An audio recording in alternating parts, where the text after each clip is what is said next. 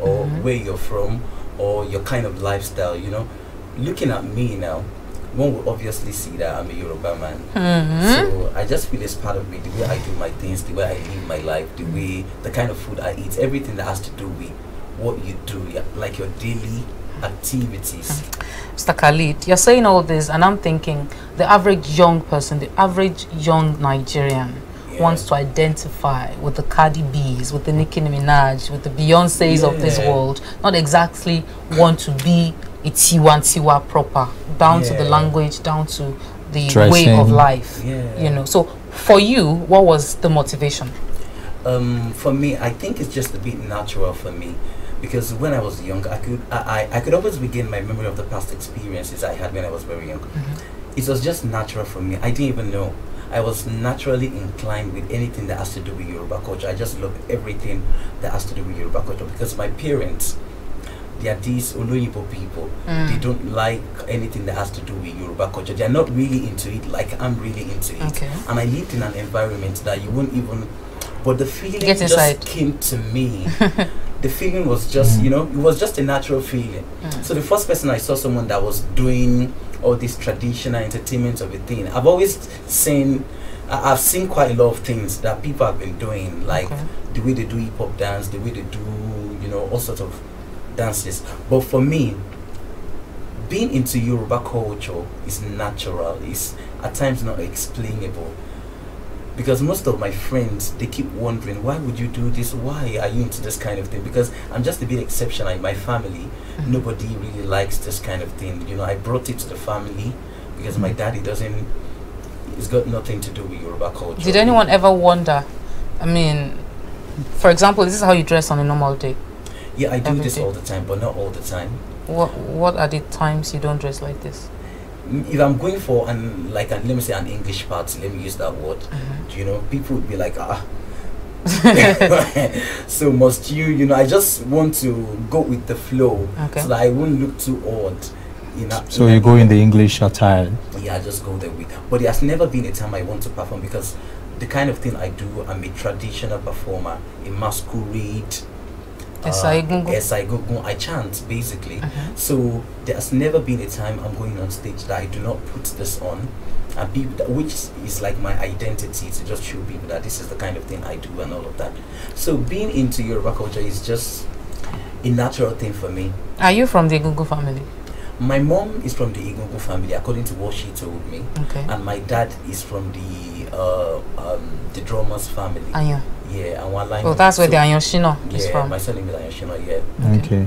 So you combine both. Yeah, but they don't do any of this. So if they don't do it, for example, the chanting you say you do, what was your first interaction with the Esa, for example, the Esa Egungun? I think it was the first time I heard someone that was chanting. So when was this? How old were you? I was very young. I think I was watching it in when I was watching TV. So I was watching a Yoruba movie. So the person was just doing it. So I had goosebumps all over me. I was really moved. And you know, my mom, she likes these oldies like Lionel Richie and all of these people. But for me, when as the person was doing the chant, I was really moved. I was touched. So I was like, oh, this is me. This is the real me. And I just went out of my way. I did a lot of research. I traveled all around, going to different towns, meeting with elderly people, talking to them that if they could help me, you know. I've done quite a lot of things, because my mom and my dad, they are not doing this kind of thing I'm doing at the moment. So I just, you know, I went out of my way. I mixed up with the masquerade as the proper one that are practicing it. So I just go there, talk to them, please, what about your parents? I'm like, just leave them here, I want to learn this thing. And did they stop you in the process of searching for knowledge? My mom didn't like it.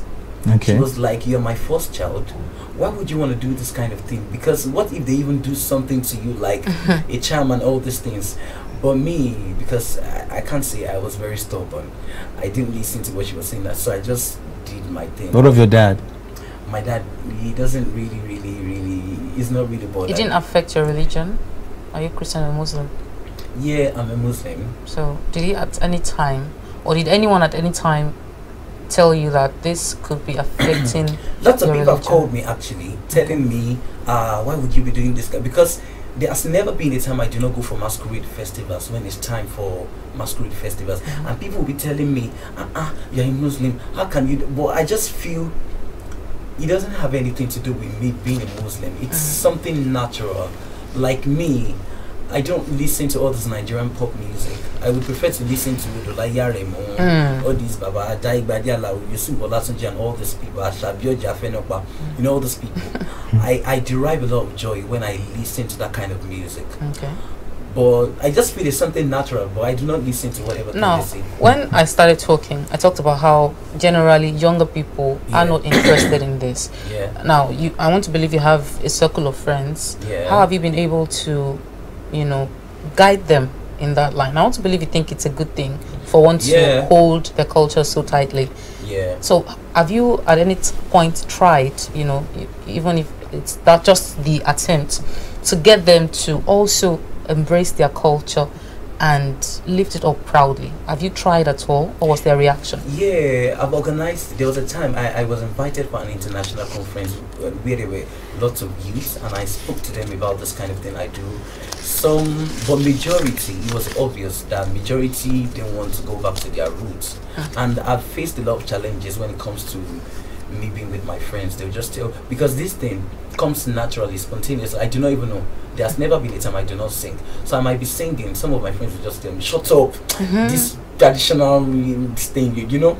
I'll just tell them. I keep advising. Some really love it because I've got some friends that will just send me message, please, we want to learn, we want to do this, we want to do that, but it's not been easy. Because especially, I just completed my uni in a private uni. Okay. So, you know, most of the students that are there, they are not all these. Of course. Yeah, but people say it with your chest. Yeah, the 21st century. But the first time, like, I studied performing arts actually. Okay. So if I'm doing this, people just tell me, because if I'm wearing my Riaza gear and you do not really know, you'll be like, what's wrong with this guy? I could vividly remember there was a time, lots of my friends, I was just singing, they were like, Khalid, you're such a local guy, how can you open that mouth and be singing, can you let us hear what, you know, they'll just keep complaining. They keep complaining, saying all sorts of things and all that, but we've just been, some people, they love it. They are just like me, that they are into this thing naturally. Maybe they do not have people that they can walk up to. Like some girls, if I'm singing, they'll just come and sit by me. Khalid, I just like it. That voice is unique. Why are you doing like that? It's sweet to you. Yeah. So they'll be like, I love that. Okay. You know, I just, okay, well, thanks for the love. Some people, because of that, I've got so many people that talk to me all because of this thing I do, and they are highly sophisticated people that you can't even think they will love this kind of thing. So we've been able to, some love it, but majority. Do you have any idea of why, you know, younger people are not easily interested in culture? In their own culture, anyway. It's because Africans generally, we do not love anything that has to do with ours. Why? That's really crazy. I think I can't say the brainwashing thing from the Western world. Yeah, because we don't want to look at what I'm wearing at the moment. You know, I feel really comfortable. I feel good inside of me, and I really so. But people just want to reckon with what's trending. They want to, you know, copy is. I think the problem is from we copying other people. We not being satisfied with what we have. I think that's where the problem. Now we have a lot of foreigners coming to learn the Yoruba language. People from Brazil, even Americans come to Nigeria, to UI here to learn the language, learn our dances, and we are not, you know, paying as much attention to it as they are. The thing is just that we do not value what we have. So what do we need to do? How do we correct this? For me, it's an anomaly. How do we correct it? It can start from the government, because making it compulsory in school, you know, some people feel if you can't speak English, you're not there. If you can't, you know, if you can't do some certain things that has to do with what other people in foreign countries do, that you know, people won't even recognize you. You know, we have the French speak their French, the Chinese speak their language anywhere they go. You get them an interpreter. They don't have to speak your English. They'll speak their language. So Why can't we do the same here? I think, like I earlier said, it should start from the government. Okay. Because the younger generations that are coming, I'm part of the young generations, but the younger ones that are coming, this thing should be included in their curriculum so that people can know. Because this thing, what is happening right now was because of what happened to us when we were young. So it's because of what has been planned. Passed on. Did you have Yoruba as a subject when you were in school? Yes. So if it's in the curriculum, is that still the government, or is it is it when it comes to parents now at home encouraging their children to speak the language? Yeah, parents as well, because most I did Yoruba in school. I think a number of people had Yoruba. I think it's just recently that it was pulled out of the curriculum. I think it's been put back. Yeah, so it's back. A lot of schools. Government's responsibility could be debatable. If they're teaching them in school and the child gets home and the parent is saying, "If I hear you speak Yoruba here, you'll be in trouble."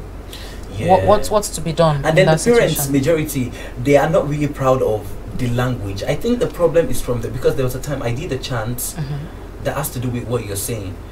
Talking to parents to start correcting their children from home, because the Yoruba people say you know, so the parents should please try and they encourage the children this. You know, they can only, and some people, the only people that value these things are the people that live in abroad. So some parents, they actually encourage their children to speak English, like so that they can know you can speak English, so that you can do, you know, all these things. The fault is majorly coming from them. Okay. So they should please try and do something to it. Okay. So that we can. I don't know if Kenny has something for him, but I would like to hear that chant. No, that's exactly what I was going to ask him to do. The chant you said you had for parents who weren't encouraging their children to speak Yoruba language. Could you? We want you to chant now. That particular one. Do it in Yoruba. Don't do it in Beriola English. Gbogbo ẹ̀yin ọmọ Yorùbá ẹ jẹ́ ká ronú o. Yorùbá ló ní ká pọ́n ní ilé pé lẹ́wà èdè. Yorùbá ló ní ká sọ̀rọ̀ ká fakò mọ́ òkun yọ. Yorùbá ní wọ́n dáńdógórè ilé àná lọ ọdún pẹ́. Yorùbá ló ní káwọn sọ kó wuyì lọ́rùn ẹni. Ọmọ Yorùbá ẹ jẹ́ ká ronú sáwọn àṣà wa. Gbogbo ìwọ tó bá ń ṣe èdè. Beriola ẹ̀yin òbí ẹ dákun máa bọ́mọ yín wí láàrin agbo. Ẹ jẹ́ kí wọ́n máa fi Yorùbá kọ́lá ní gbogbo ìgbà tí wọ́n bá wà nílé. Èdè èbó ìkíṣe èdè àwọn baba wa kò ní kẹ́yìn o. Ní dé ìròyìn. It was really long. So why did you now cut it? You don't want us to copy it and be selling? Don't say it. Like you're chanting, and you know, me too, I'm having goosebumps. No, but that was really good. That was really good. It's so inspirational to have a young person. I mean, doing this line. And I'm thinking, you said you just finished school. Yeah. What are your plans as concerning, you know, after school now? What next? I'm either going for my NYC. Okay. And from there, I'm thinking of establishing a school. Okay. You know, I'm a dancer and I'm a choreographer as well. Okay. So, but it's just going to be based on everything that has to do with Yoruba culture. Entertainment. Yeah, I've got some people that I teach. I teach how to chant, like how to dance and do all those things. For free? So that I can come? No, it's not for free. Anyway, because it's not free, I'm going to your house. We'll be speaking with Mr. Khalid Ayanshina of Beriola, a cultural ambassador, and it's been amazing having you on the show. Thank you very much. It's been amazing. Thanks so much for coming. We'll take a break and we'll bring in the very last segment of the program. Do stay.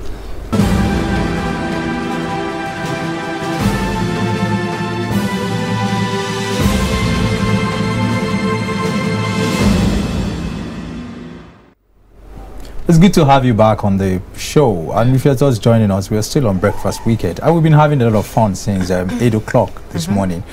We are on to the last segment of the show for today, and we're going to be talking about fashion. I mean, fashion has gone through a lot of changes in recent times. I mean, we're coming back to a point now where they call it the old school. We're going back old school, things that used to trend in our grandmothers, grandfathers, days are being recycled now to fit into this 21st century. So we have someone with us in the studio who is going to be discussing fashion trends and entrepreneurship. We have Olaide Adewoye. She says she's a milliner. Don't She's a milliner. I don't know what that means, but she's going to be breaking it down. We call her a hat maker, but she says she's a milliner. Madam it's good Milliner. to have you on the show, Madam Milliner. Please don't malign us this morning. How are you now doing? tell us about. My name is Adewoye Olaide. Like I said, I'm a milliner. A milliner is someone that is into headwears, hair accessories, and all like that. So I have one on my head right now, Obviously. and it's to complement dressing. You made this yourself, right? I made this myself. Okay. How how did you go into it? Why? Yeah, I've always loved creating things, business. I started creating things when I was in GSS3. I started making beats. I was discouraged a bit by my parents. If you want to study. Did you learn it somewhere? He said. Did you learn it somewhere? Yeah, I learned it somewhere. Okay. And they were like, if I want to study, I should study. If I want to do business, I should do business. That means I will not go to school. So I had to just stop and continue with my study. I stayed at home for 5 years after school before I got admission, and I wanted to go and do something but they were like, if you want to study. Even though you were staying home in those 5 years. I have to just read. That is it. So I later got to school. I started selling clothes. Nothing could stop me then, you have the freedom. I started selling clothes, women things. But when I got to service, I thought to myself, I don't want to be like the usual Nigerian graduate seeking for employment. How do I add value to Nigeria? How do I add value to myself? And I went for a conference. I advised people, go for conferences, it will open you up. So I met someone that is into this. I was captivated. Like we are right now. Like I was wowed. First of all, break this down. The one on your head, this is a Milan or what now? The hat you have on. This is a fascinator. Yeah. There's something doing like this on your head. It's a what? It's a feather. Not the feathers there's now. Another That's one. Still whatever. That looks like it's. Yeah, that it's one. also a feather. Oh, sprayed? Of ostrich or turkey. Ostrich. Interesting, and then it's now painted or something. Yeah. Then the net, what's that? Yeah, we call it bird cage. Bird cage. Yeah. Is there something going on that we don't know? We have feathers. You need a bird cage. We have a bird cage. What informs your choice of materials that you used to make your hats? Yeah, I see them like pictures. Like immediately the material speaks to me. Immediately I see them, I just know what to create with them. Like, to be honest with you, I made this art like a week ago. This fascinator a week ago, and this was not there. So when I decided to choose this clothes this morning, I put this. Just to complement my dressing. I just put this long feather self. Wow. I'm amazed. Now, you talked about seeing a picture. I'm sorry, Kenny, let me understand. No, you need to. Seeing a picture. Do you see the picture of the complete hat or fascinator on your head? Or, for example, bird parts.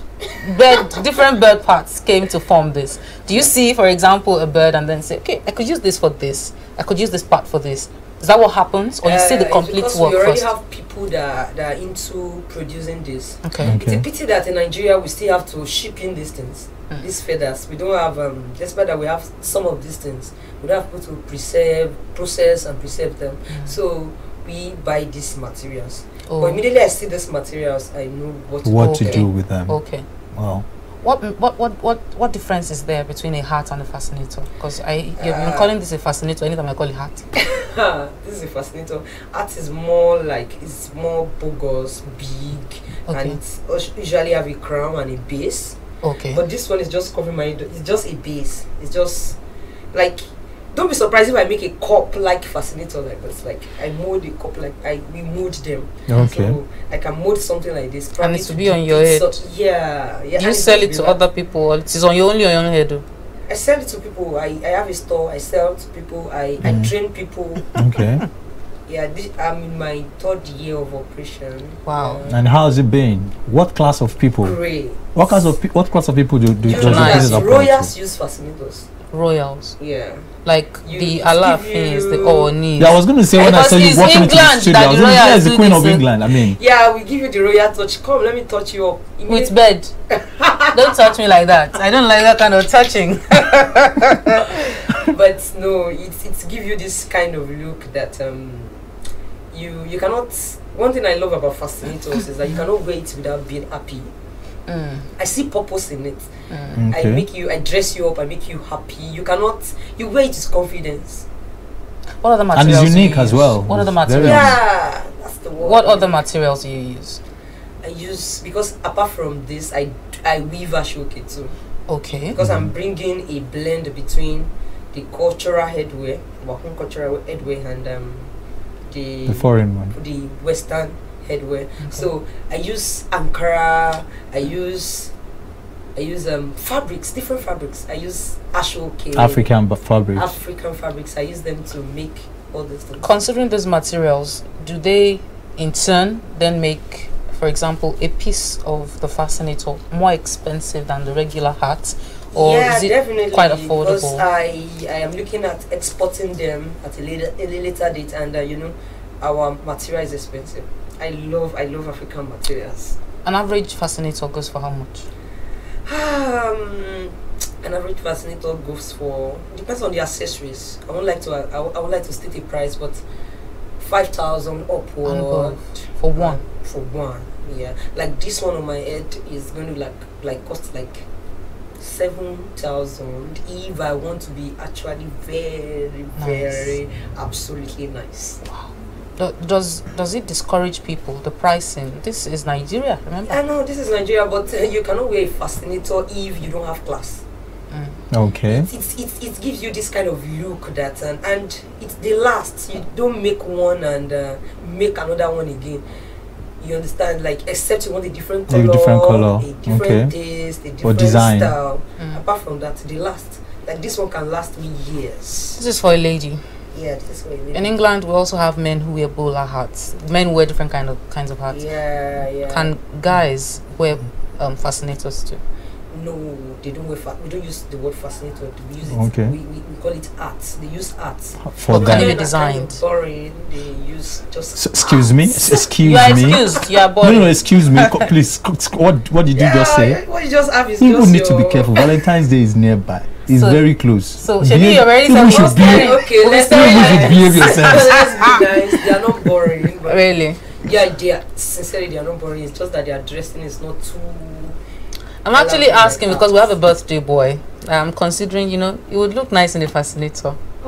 No. No, please don't turn our agar to a bread, my friend. What's the meaning of this? How can you give him a Is she what did you just say? Are you calling her a bird? It's not a bread net that she's Oh, wearing. God. No, she's not. But Thank you so much for being a part of Breakfast Weekend today. I'm having so much fun and I'm trying not to laugh so loud. I'm laughing too much already.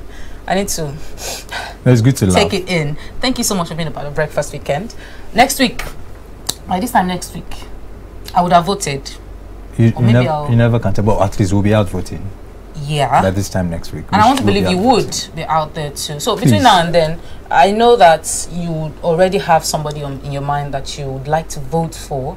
But considering all the different things that were raised today, please reevaluate your thoughts. Who do you want to vote for?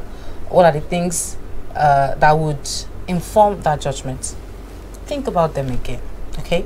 My name is Ayu Durujaye. This is Olaide Adewoyin, a heart maker, a fascinator maker, a Melina. Thank you so much for being a part of the Thanks show. for having me. My name is Kenny Orire. It's been a wonderful time. I've learned something new. I mean, Melina. So if you hear me use the word, please just know where it's coming from. It's been a good show. See you again next week. And please, before we go, it's somebody's birthday. Yes, yes, I'm yes. so happy. We I have, like birthdays. should we Cakes.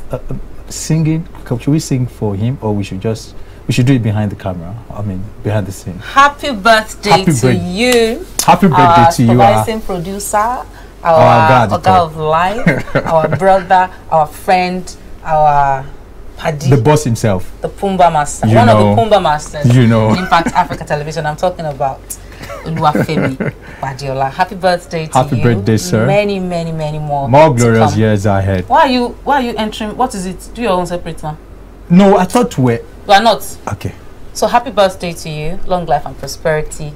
Cakes, wines for me. All right, thank you. Happy birthday to you, sir. The Lord bless you and increase you. I mean, we are waiting for the cake. We are going to have enough of it. I mean, I trust you. You're a man of your word. You want to stand up?